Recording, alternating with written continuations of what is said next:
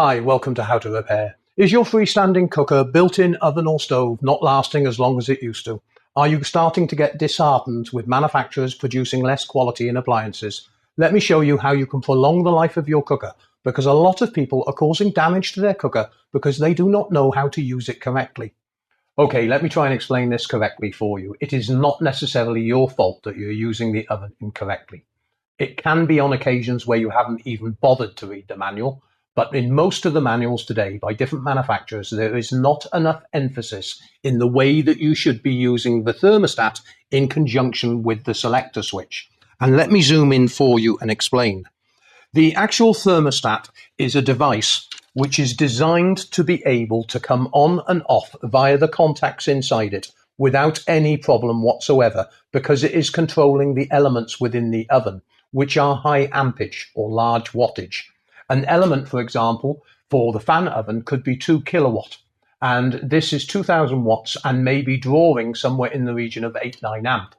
This is capable of opening and shutting the contacts because it is designed for that purpose.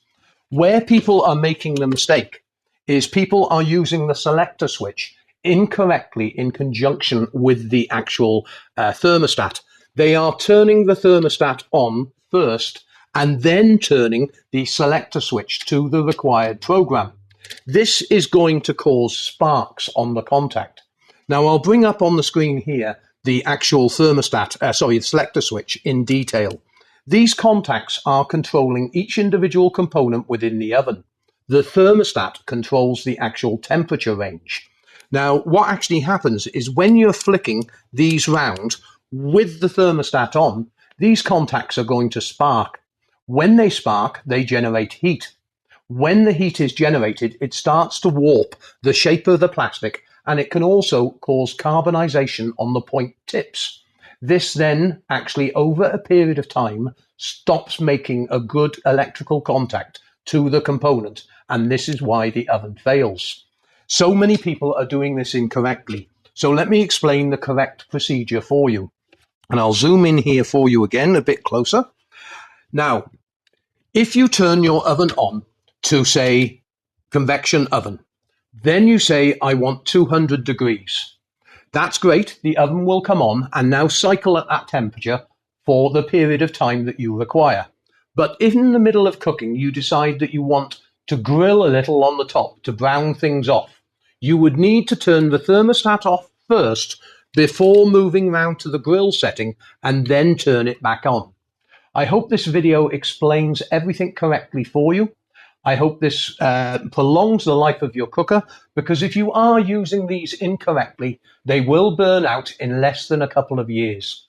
These are not designed for that type of contact where the tips are sparking and creating heat. And this is why so many people throw away their cooker, not necessarily because these are expensive, because they do not understand the faults that is occurring with the oven. Remember to buy all the parts off us. If you ever need any selector switches or other components, please make sure you have your full model number when ordering parts. And if you do need any additional help, either in the comments below or on the website, I do need a detailed description of the fault, and I must have the brand and model number, and the serial number would be helpful for me to be able to answer any questions. You can normally find this inside the oven on the identification label, or it is usually down the bottom here or on the side.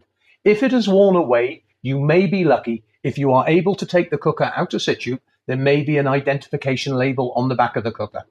I have encouraged manufacturers to do this more by putting additional labels on, because people do not realize over a period of time these labels do wear and you're unable to read your model number.